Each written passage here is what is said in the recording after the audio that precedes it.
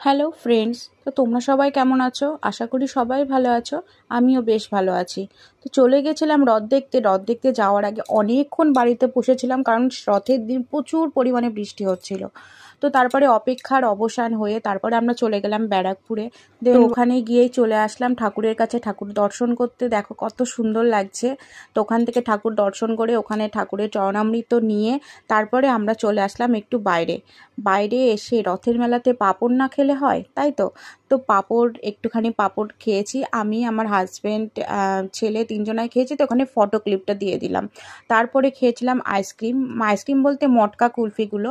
তো এখানে খেয়েছি।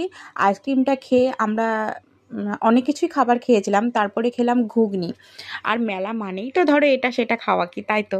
তো ওখানে ঘুগনি টুগনি খেয়ে তারপরে আমরা আসার সময় রাতের ডিনার নিয়েছিলাম চাউমিন। তো চাউমিন নিয়ে আমরা সোজা বাড়ি চলে এসেছি।